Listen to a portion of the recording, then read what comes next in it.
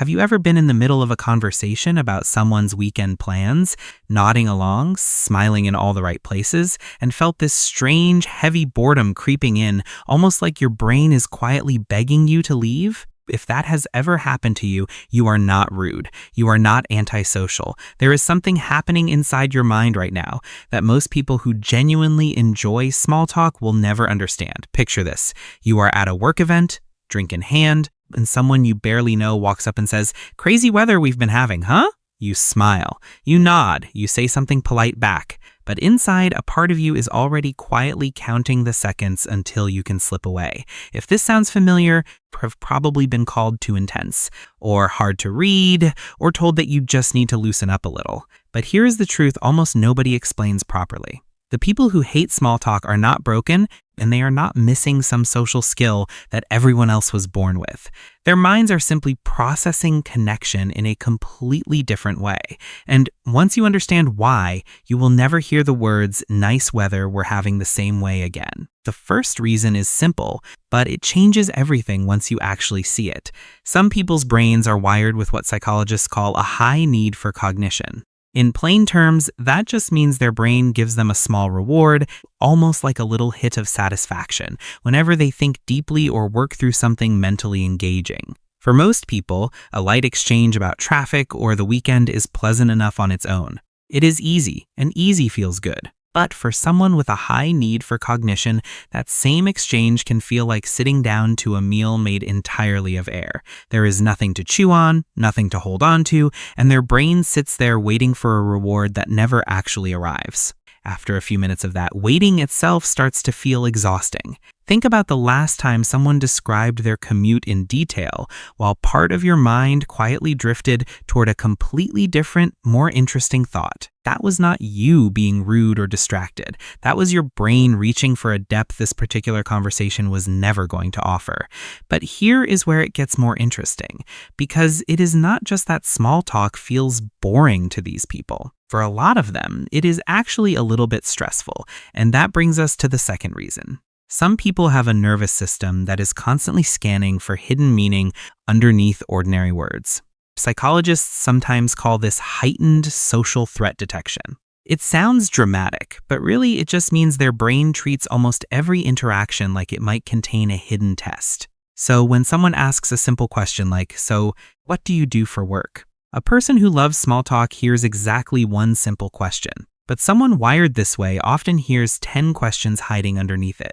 Are they judging me right now? Do they actually care about my answer? How much detail is too much or too little? This person is not overthinking on purpose. Their brain is simply running extra background processes during a conversation that, for most people, requires none at all. This is also why people wired this way often replay conversations hours later, wondering if some throwaway comment actually meant something more. It is not drama. It is a brain that refuses to treat any interaction as truly meaningless. Now here is the part almost nobody talks about.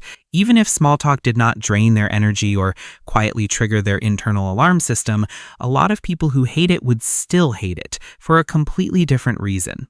Clashes with something they value even more than comfort. That third reason is authenticity. Many people who avoid small talk have an unusually strong internal need for conversations to feel real. To them, exchanging pleasantries about the weather or last night's game can feel like putting on a costume for a role they never agreed to play. It is not that they think small talk is wrong or beneath them. It is that performing it, smiling through a script that means nothing to them personally, creates a quiet internal friction. Psychologists sometimes describe this as a form of emotional labor, meaning it takes real, measurable effort to manage your face, your tone, and your words, even when nothing meaningful is actually being said. For people who crave authenticity above almost everything else, that effort adds up fast. And it leaves them feeling like they just finished acting in a play they never auditioned for. Here is a myth worth breaking right now. A lot of people assume that hating small talk means you are cold, or that you simply do not care about other people. The opposite is usually closer to the truth. Most people who avoid small talk care so much about real connection that anything less than that starts to feel like a waste of everyone's time. You might have noticed this in yourself before. Maybe you have walked away from a conversation about absolutely nothing and still felt strangely drained, even though nothing difficult happened at all. That specific kind of tiredness has a name, and it is the fourth reason on this list. It comes down to how your social battery actually works.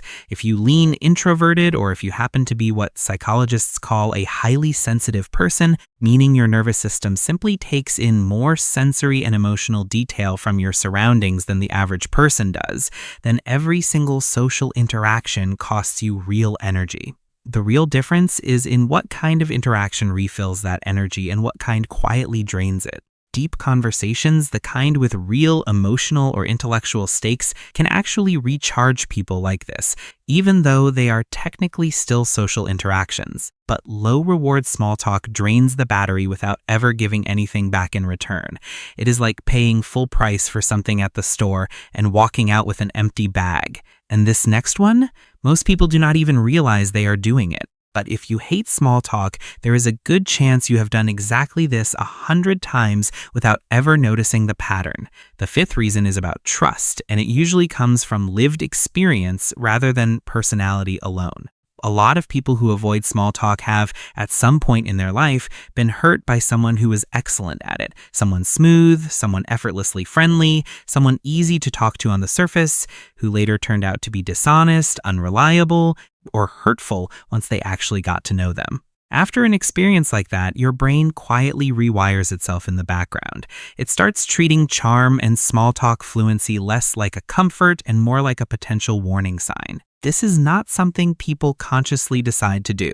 It is a learned association built from real experience that quietly whispers, smooth talk on the surface does not always mean something good is happening underneath. Even years later, that same brain might flinch, just slightly, at someone who compliments them too quickly or seems a little too easy to talk to right away. That is not paranoia. That is protection, built from a lesson that was learned the hard way. There is one more reason, and honestly, it might be the most surprising one on this entire list.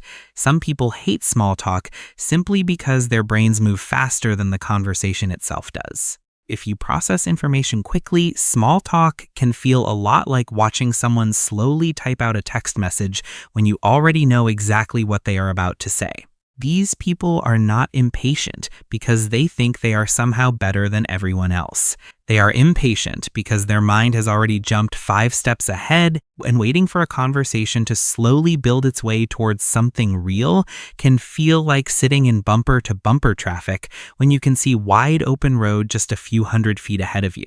This is also why people like this often prefer one long, direct message over 10 small back-and-forth updates. It has nothing to do with rudeness. It has everything to do with wanting the real information without 10 unnecessary steps to get there. So if you have ever felt oddly exhausted after a conversation about nothing in particular, or found yourself quietly dreading the words, "So, how about this weather? You are not cold, and you are not awkward," your brain might simply be built to crave depth, real connection, and honesty more strongly than most of the people around you. If there is one single thing worth taking from everything you just heard, it is this. Hating small talk was never about missing some basic social skill. Every reason on this list points back to the exact same root cause, a mind that is quietly asking for more depth, more honesty, more real connection from every conversation it steps into. And that is not something that needs to be fixed. That is something worth understanding, whether it is true about you or true about someone in your life who always seems to quietly disappear the moment small talk starts. The next time someone skips the weather and the traffic report and goes straight to something real with you, do not take it as rudeness. Take it as a quiet compliment. It usually means they trust you enough to skip the script entirely. If any part of this explains something about yourself or about someone in your life who always seems to fade out during small talk, you might also enjoy our video on why deep thinkers so often feel lonely in a crowded room. The first step toward understanding your own mind is simply paying attention to it, and by watching all the way to this point, you have already taken that first step.